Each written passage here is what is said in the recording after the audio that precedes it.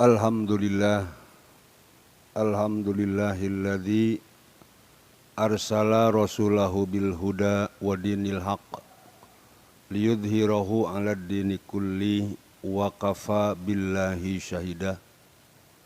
Asyhadu an la ilaha illallah, asyhadu anna Muhammadan abduhu wa rasuluhu alladzi la nabiyya ba'dah, amma ba'du. Qala Allah Ta'ala fi kitabihil karim, a'udzu billahi minasyaitonir rajim. Innad dina indallahil Islam.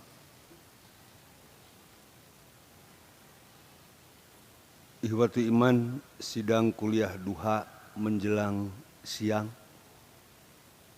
Alhamdulillah, pertama kali kita bertemu pada kesempatan yang berbahagia. Mudah-mudahan ihwatu iman yang senantiasa mengikuti ajaran agama dengan sepenuh hati, kita bertemu pada kesempatan yang berbahagia. Mudah-mudahan pertemuan ini akan menambah kebahagiaan kita dalam ajaran agama Islam.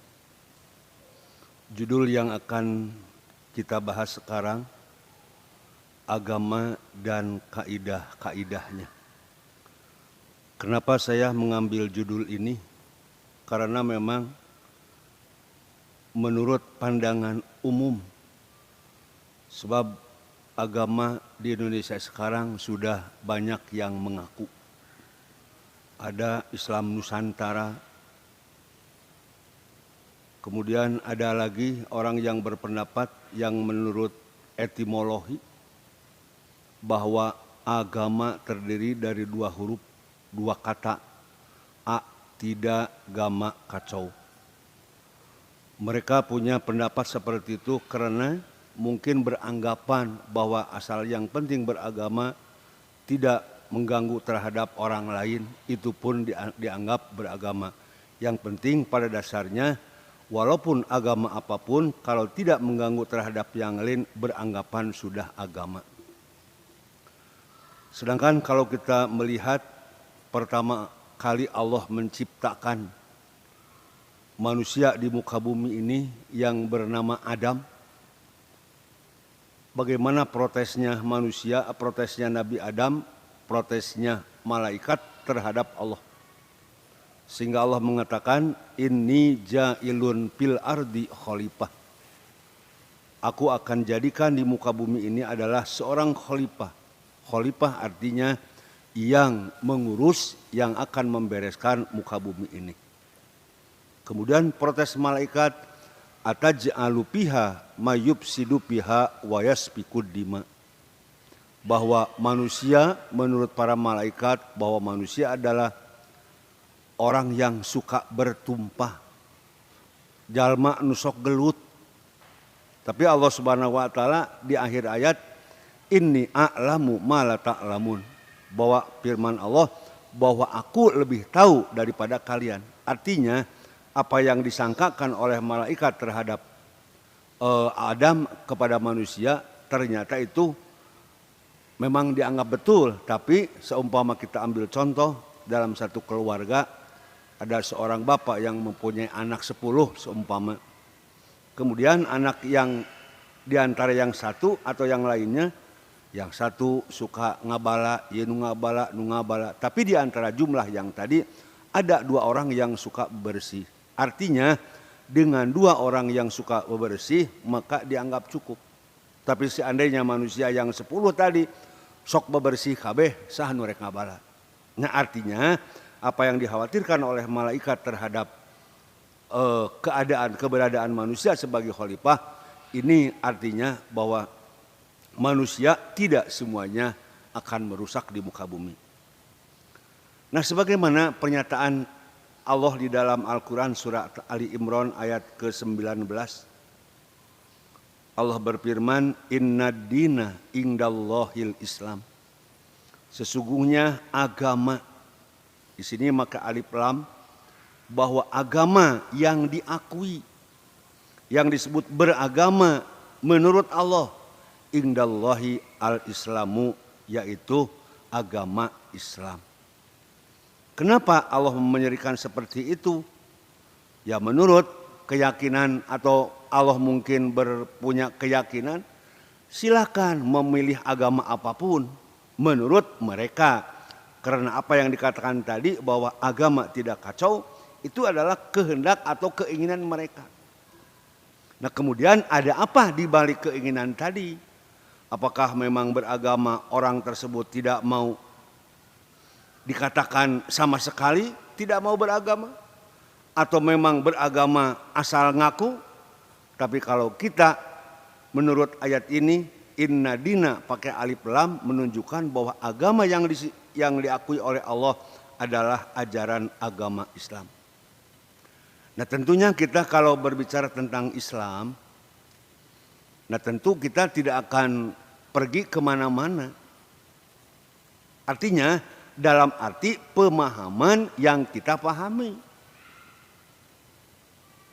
Kenapa Allah mengatakan seperti ini bahwa agama yang diakui adalah agama Islam? Ternyata memang orang banyak beragama, tapi banyak ajaran-ajaran sekalipun dari Islam banyak yang diadopsi oleh umat-umat Islam. Nah inilah yang tidak disadari. Seperti dalam kematian, kita melihat bagaimana umat Islam dalam kematian mengurus tentang jenazah. Yang seharusnya pertama kita memandikan, kemudian kita mengkafani, kemudian yang ketiga adalah mensolatkan, dan yang keempat adalah menguburkan. Sehingga dalam hadisnya Rasulullah SAW mengatakan, idza mata ibnu Adam in qata'a amalu. Di mana anak Adam meninggal maka semua amal itu akan terputus. Illa min salasin, kecuali dari yang tiga.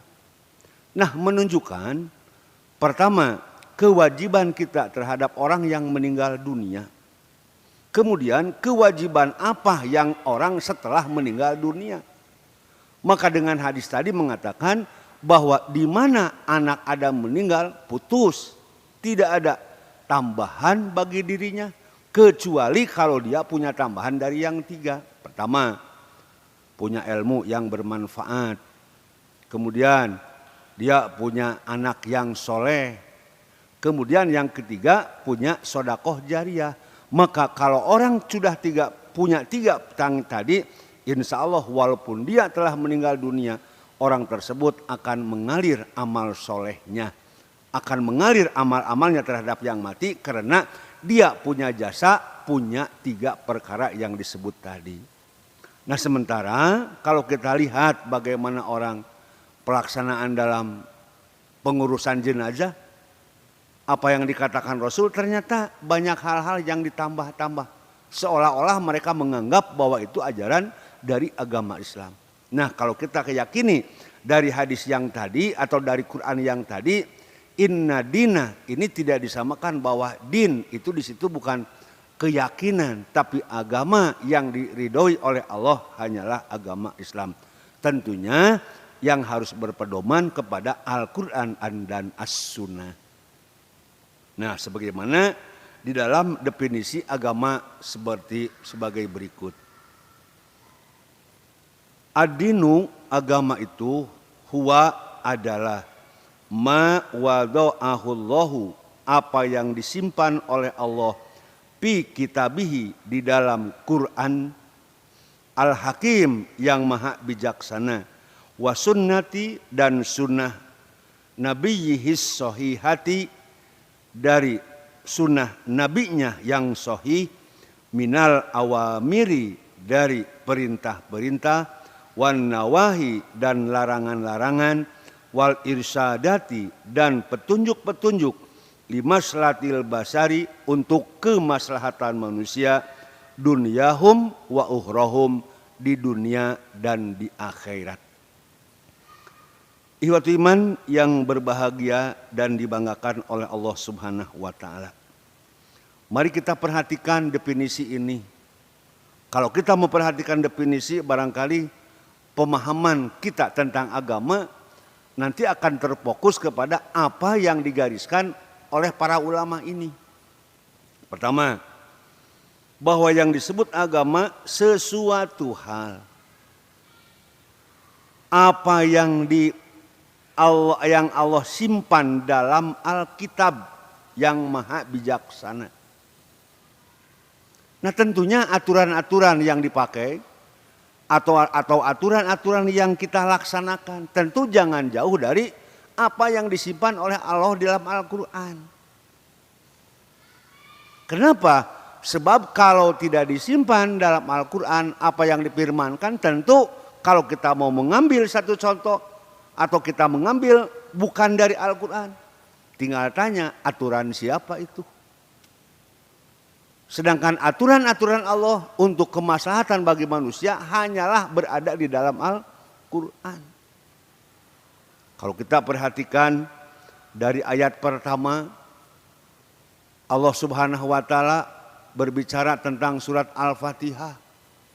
Coba kalau kita terjemahkan dari isi Al-Quran tersebut, itu menerangkan sifat Allah, segala puji bagi Allah, permohonan kita hanya kepada Allah, dan di situ membedakan mana orang-orang yang dolim, mana yang tidak dolim. Siapa yang dibenci oleh Allah dan siapa yang disayangi oleh Allah. Itu kandungan dari surat Al-Fatihah. Tapi ternyata kebanyakan atau masih banyak orang yang beranggapan bahwa dengan surat Al-Fatihah itu segala-galanya dalam kehidupan. Sehingga mereka menganggap bahwa itu adalah, bahwa disebut isi Al-Quran dari semuanya, segala-gala ada di sana. Tapi kalau tanpa adanya penjelasan, tanpa adanya pengertian dari surat Al-Fatihah, orang tidak akan tersentuh apa sih, bagaimana sikap dan bagaimana apa yang kita pinta. Nah di situ ada beberapa hal yang harus umat Islam pahami. Sedangkan kalau kita melihat sekarang dijadikan satu acara bahwa segala-gala dengan Al-Fatihah, segala-gala dengan Al-Fatihah. Kenapa? Karena ini maaf, kebanyakan mereka tidak paham. Maka pantas surat Al-Fatihah kadang-kadang jadi obat segala penyakit. Nah, ini hal-hal yang sangat berbahaya tentunya bagi umat Islam. Sedangkan apa yang dibaca oleh kita seperti di dalam sholat ataupun di luar sholat, itu semuanya adalah mengandung kehidupan. Seperti di akhir ayat, Ghairil maghdubi alaihim waladhdallin. Ghairul maghdubi, bukan yang dibendu oleh Allah, bukan yang dicaci, bukan yang dimurkai oleh Allah. Siapa yang dimaksud ayat itu? Ka'abi Lahabin wa Abi Jahlin. Seperti Abu Lahab dan Abu Jahal. Ghairil maghdubi alaihim waladhdallin, dan bukan pula orang yang sesat. Nah ini menunjukkan dari ayat tersebut, ingat apa sih kandungannya? Kenapa disebut Ummul Quran? Kenapa disebut Ummul Kitab? Kenapa disebut Sab'ul Masani? Itu semuanya adalah kandungan yang terkandung di dalam Al-Quran, berada dalam surat Al-Fatihah. Nah kalau kita terjemahkan, oh jelas itu adalah merupakan salah satu harapan kita. Contoh, ihdinas siratal mustaqim, minta doa kepada Allah bahwa kita betul-betul ditunjukkan kepada jalan yang lurus. Yaitu ma wada'ahullahu fi kitabihi. Kemudian bagaimana Allah menyitir dalam Al-Quran tentang hukum-hukum, baik hukum pidana atau hukum kriminalitas, itu semuanya ada dalam Al-Quran. Maka kita sebagai umat Islam pantas kalau kita melaksanakan apa yang terkandung di dalam Al-Quran.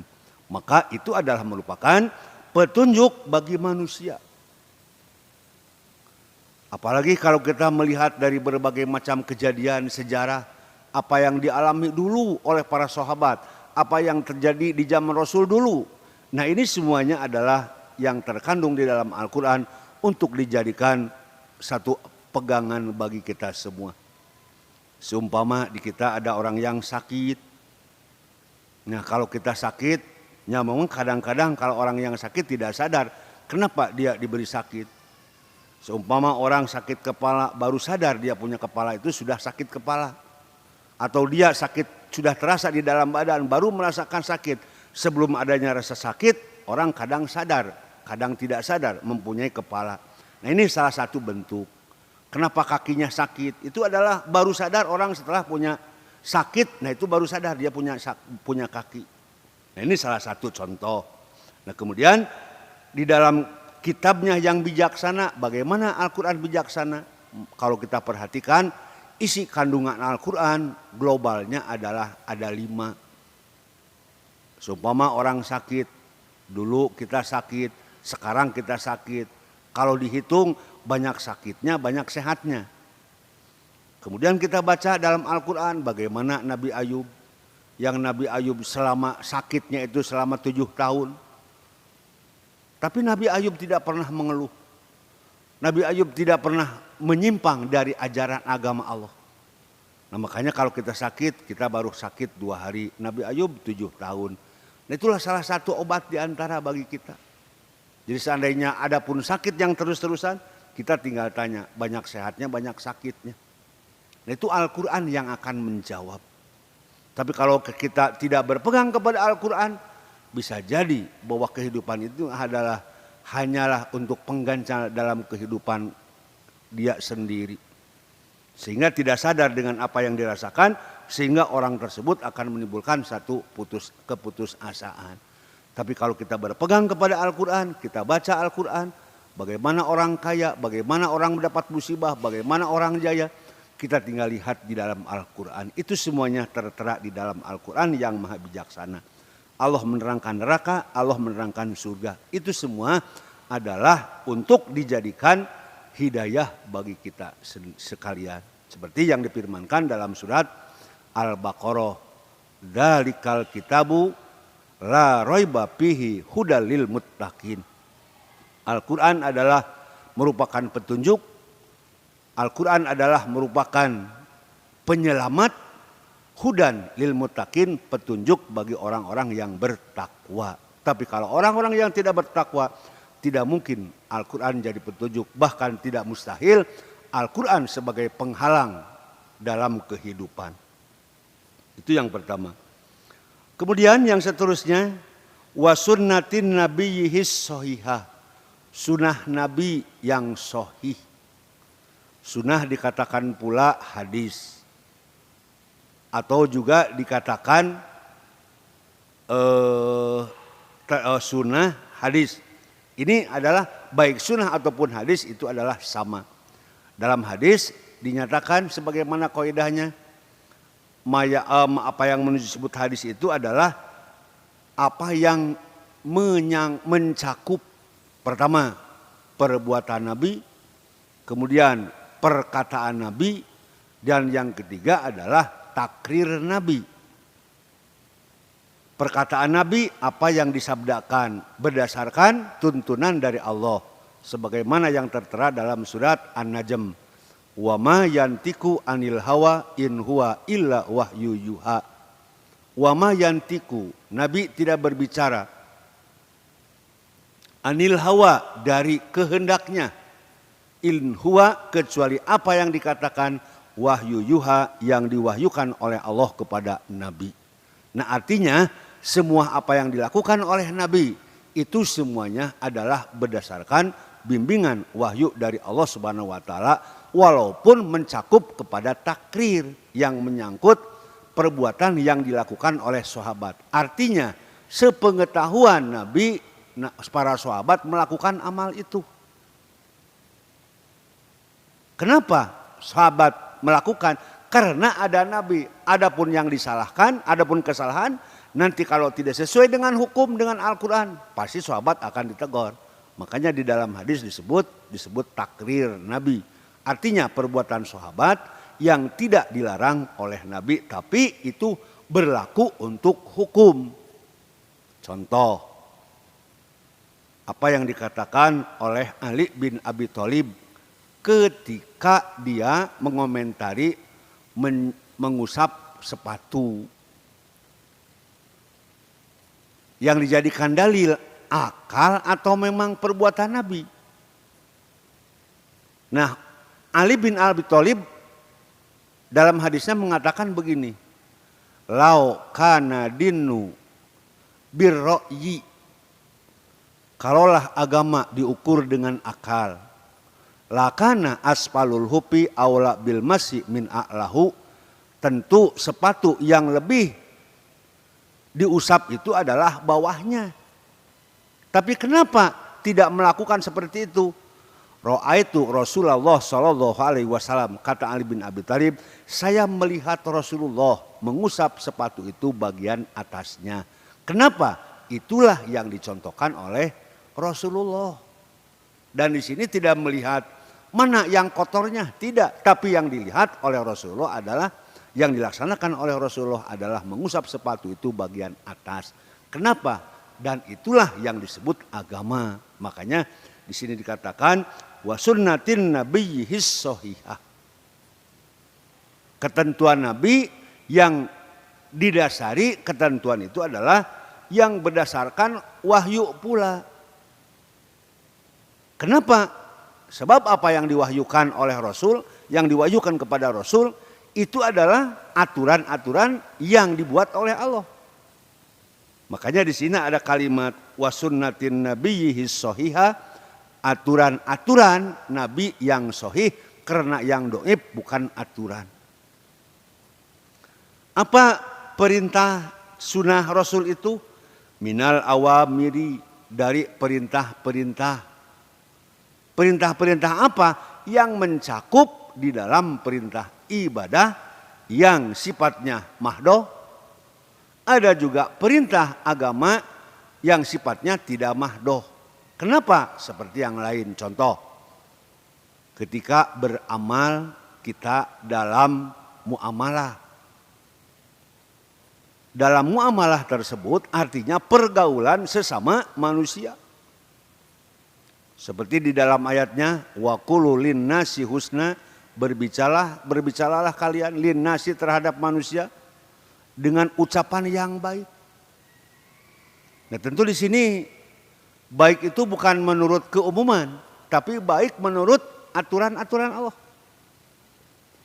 Seperti ucapan-ucapan yang sopan, yang didengar orang enak. Kenapa? Sebab mendengar perkataan yang tidak benar itu tidak enak. Maka itu hal-hal yang harus kita tinggalkan. Seperti yang dinyatakan oleh Rasul. Sebagaimana sabdanya, ucapkanlah yang baik. Kul khairon, ao liyaskut. Berbicaralah yang baik, kalau tidak bisa lebih baik kita diam. Ini menyangkut kepada perkataan-perkataan yang seperti umum. Bukan saja berkata yang sesuatu hal yang ditunjang oleh dalil, tapi ucapan-ucapan yang sifatnya umum sehingga ucapan tersebut banyak menarik orang lain atau didengar oleh orang lain. Bagaimana kalau orang lain mendengar perkataan itu disampaikan pula terhadap yang lain? Itu pun sama, harus kita betul-betul menjaganya. Nah, oleh karena itu di sini minal awamiri, dari perintah-perintah agama. Tentu agama memerintahkan kepada kita semua apa yang kita mampu, ataupun kita melaksanakan perintah agama berdasarkan kemampuan kita semua. Nah, ini adalah termasuk hal-hal yang harus kita perhatikan. Seperti halnya di dalam sholat. Apa sabda Rasul di dalam sholat? Sholli qaiman, sholatlah sambil berdiri. Fa illam tastati faqaidan, fa illam tastati fa ala janbin, wa illa fa aumin. Sholatlah kalian sambil berdiri, maka jika tidak mampu sambil berdiri, faqaidan, maka sambil duduk. Fa illam tastati, maka jika tidak mampu, fa ala janbin, sambil berbaring. Maka sholat sambil berbaring, sambil berdiri itu adalah merupakan satu kewajiban yang tidak boleh kita tinggalkan. Jangan sampai terkesan seperti halnya di kalangan masyarakat yang awam terhadap agama. Kenapa tidak sholat? Karena saya tidak bisa wudhu. Kenapa sholat sambil duduk? Karena saya tidak bisa berdiri. Bukan begitu alasannya. Alasannya kenapa? Saya sakit, makanya saya tidak sholat. Nah, hal-hal yang seperti ini yang akhirnya hukum lain yang kena. Sholat ente tungtungna diganti ku pidyah. Padahal adanya qada, adanya pidyah itu hanya terjadi ketika orang bulan Ramadan. Bagi siapa yang pidyah, wa alal ladzina yutiqunahu pidyatun tu'amu miskin. Yang mampu berpuasa tapi payah untuk melaksanakannya. Kemudian adanya qada, paman kana minkum maridon au ala safarin, jika dia sakit ataupun dalam bepergian, maka adanya qada bagi berpuasa. Sehingga Rasulullah mengatakan Panu'maru biqodo'i saum walam nu'mar biqodo'i sholat. Yang ada itu hanyalah kodok saum, kodok sholat tidak ada. Nah ini perintah-perintah yang harus kita perhatikan. Jadi perintah tersebut berdasarkan kemampuan kita, berdasarkan dalil. Lain sakadaikna. Nah kebanyakan kita melaksanakan perintah itu sadaikna weh. Nah hal-hal ini yang harus kita jaga. Kemudian wan nawahi, ini sama kalimatnya ma'rifat. Larangan-larangan yang tentu datangnya dari Allah, bukan larangan yang kita sendiri. Kalau mau laksanakan, kalau tidak tinggalkan. Bukan seperti itu. Jadi kalau larangan yang sebagaimana yang disyariatkan oleh agama. Jadi seperti dalam hukum syara kan ada 5 yang menyangkut 1 wajib, 2 sunat, 3 haram, 4 makruh, 5 mubah. Nah ini hukum yang terjadi di dalam agama. Sedangkan dari semua perbuatan yang dilakukan oleh manusia tidak mungkin orang lepas dari 5 yang tadi. Maka di situ diketerangkan ada haram. Apa haram itu? Ditinggalkan mendapat pahala, dikerjakan mendapat siksa. Nah ini harus kita pelihara juga. Harus kita jaga juga. Kenapa? Jangan sampai terbalik. Yang haram kita laksanakan, yang wajib kita tinggalkan. Nah ini hal-hal yang harus kita perhatikan. Wan nawahi, larangan-larangan yang tentunya ada di dalam Al-Quran ataupun dalam hadis Rasulullah SAW. Kemudian wal irsadati, dan petunjuk-petunjuk limaslahatil basari, untuk kemaslahatan manusia, dunyahum wa ukhrohum. Bahwa agama ataupun dari Quran ataupun dari hadis, semuanya adalah kemaslahatan kehidupan manusia baik di dunia ataupun di akhirat. Kenapa keselamatan di dunia dengan hadis? Kenapa keselamatan di dunia dengan Al-Quran? Sebab Al-Quran yang bisa membedakan mana yang salah dan mana yang benar. Sedangkan kalau kita berbicara tentang agama, banyak sekarang yang berdalil di abdi oge, di abdi mah, di kampung abdi mah. Itu sementara yang menjadi dalil. Bukan kita bercermin kepada Al-Quran, bukan kita menggali kepada Al-Quran, bukan menerjemahkan hadis dan bagaimana tujuan hadis tersebut. Ini salah satu bentuk pemahaman yang kurang kita pahami. Nah oleh karena itu, sebagaimana di dalam Al-Quran surat Ali Imran, Allah berfirman, Inna dina indallahil Islam, bahwa agama yang diakui oleh Allah hanyalah agama Islam. Manakah yang disebut agama Islam itu? Yang diterangkan dalam definisinya, ma wadu'ahullahu, apa yang disimpan oleh Allah dalam Al-Quran, fi kitabihil hakim, dalam Al-Qurannya yang bijaksana, wa sunnatin nabiyyihi sahihah, dan bersandar kepada sunnah Nabi yang sahih, dari minal awamiri, dari perintah-perintah, wan nawahi, dan larangan-larangan, wal irsadati, dan berbagai petunjuk, limaslahatil basari, untuk kemaslahatan manusia, dunyahum wa ukhrohum, di dunia dan di akhirat.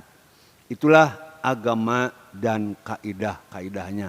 Mudah-mudahan ihwatu iman atau kita semua mendapat penjelasan, mendapat ilmu, sehingga ilmu kita bertambah dan merubah kepada amal-amal kita semua. Itu saja yang bisa saya sampaikan, tentunya besar harapan manfaat bagi kita semua. Rabbana hablana min azwajina wa dzurriyyatina qurrata a'yun waj'alna lil muttaqina imama. Rabbana atina fid dunya hasanah wa fil akhirati hasanah wa qina adzabannar. Assalamualaikum warahmatullahi wabarakatuh.